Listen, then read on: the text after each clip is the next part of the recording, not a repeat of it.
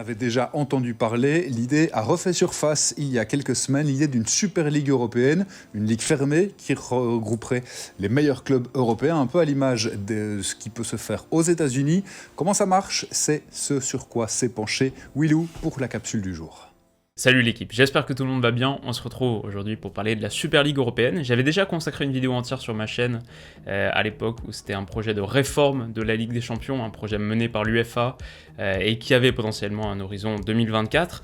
C'était il y a 1 an et demi, on en a un peu moins entendu parler et puis c'est récemment revenu sur le devant de la scène. Alors déjà avec les déclarations de Bartomeu au moment de quitter la présidence du Barça, il parle du comité de direction qui a approuvé l'acceptation des prérequis pour participer à une future Super Ligue européenne entre clubs de football, donc ça a mis pas mal d'huile sur le feu, et puis il y a eu aussi les révélations de Sky Sports qui parlent d'un nouveau projet impulsé par la FIFA cette fois, et un projet concurrent à la Ligue des Champions, une compétition qui prendrait donc le nom de European Premier League, qui ressemblerait là véritablement à une forme de NBA, une ligue privée, où on aurait 18, 16 ou 18 clubs, une trentaine de matchs de championnat, matchs aller-retour, et ensuite un système de play-off pour sacrer le vainqueur. Donc ça, c'est un peu les dernières informations qu'on a. Est-ce que c'est faisable ? Est-ce que c'est réellement réaliste ? À ça, on est presque obligé de répondre oui. Déjà, il faut savoir que c'est légal. Dans une affaire un peu similaire qui a eu lieu dans le monde du patinage artistique, la Commission européenne a tranché et dit qu'elle souhaite mettre fin au monopole des fédérations sportives internationales, comme l'UEFA par exemple, souhaite mettre fin à leur monopole concernant l'organisation des compétitions. La Commission européenne admet donc qu'un organisateur indépendant puisse organiser une compétition non officielle et y convier et rémunérer des athlètes professionnels. Donc, une ligue fermée, c'est pas du tout illégal, et même pour les représentants de l'UEFA, la crainte d'une Super League est concrète, il y a une véritable inquiétude et l'UEFA appréhende réellement, dans les années qui viennent, qu'une telle compétition voit le jour. Donc c'est non seulement possible, mais de mon point de vue, ça me semble aussi extrêmement probable. La réalité, c'est que les gros clubs ont un pouvoir extraordinaire.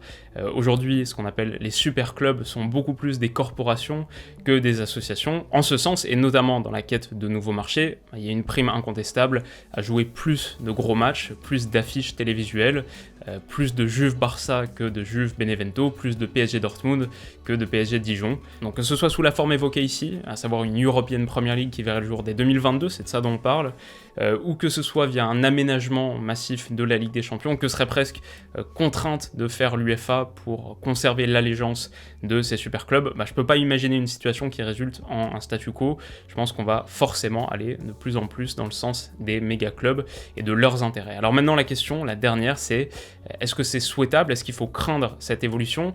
Ce qu'on peut dire, c'est que le foot européen a sans doute besoin de réformes. Même la Ligue des Champions actuelle commence à devenir de plus en plus terne avec des phases de groupe qui sont devenues quasiment inutiles, où les surprises sont extrêmement limitées.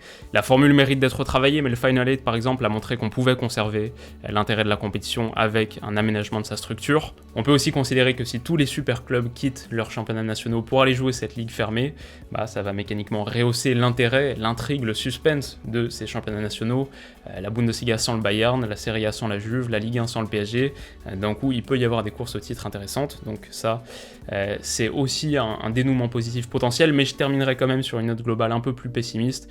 Je pense que quand tout sera intense, plus rien ne le sera.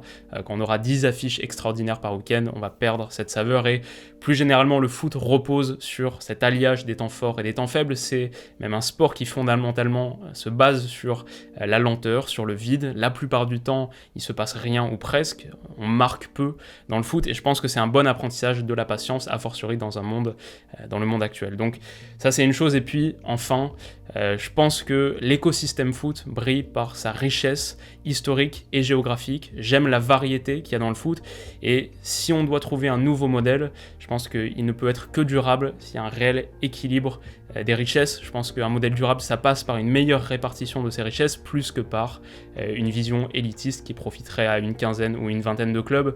Est-ce qu'on préfère voir l'Ajax, Anderlecht, le Celtic de retour au premier plan, ou est-ce qu'on préfère voir 4 ou 5 Bayern, Man City par an ? C'est peut-être ça aussi la question. Moi je suis assez d'accord, c'est vrai que on trouverait ça en fait banal, ce qui n'est pas banal pour l'instant. Dès qu'il y a des affiches pareilles, on se dit tout le monde se donne rendez-vous chez chacun, on regarde le match, on est tout en affaire. Moi ce qui m'intéresse, c'est de voir l'enjeu du match. J'ai regardé juste les matchs de barrage pour les dernières équipes qui devaient se qualifier pour l'Euro. La Slovaquie, la Hongrie, l'Islande, l'Écosse. C'était passionnant. Des matchs à rebondissement, des penalties, des prolongations. Et moi, c'est ce qui m'intéresse, c'est voir tout le temps un match Manchester City-Bayern ou Real-Bayern sans enjeu véritable parce que les 8 premiers sur les 10 sont qualifiés. Franchement, c'est pas intéressant. Moi, en tout cas, personnellement, ça me... Mais tu le soulignais, ce côté financier, on parle de 6 milliards pour les 18 équipes. Bien évidemment, voilà. Et puis, la World Champions, on est à 2 milliards pour les 32. Enfin, donc c'est vraiment... Le problème du championnat, c'est aussi le fait qu'ils veulent les jouer, ces matchs-là, les week-ends, parce que l'audience sera plus grande. Donc les droits de télé, etc. seront plus grands. Et là, ça pose un problème pour les championnats.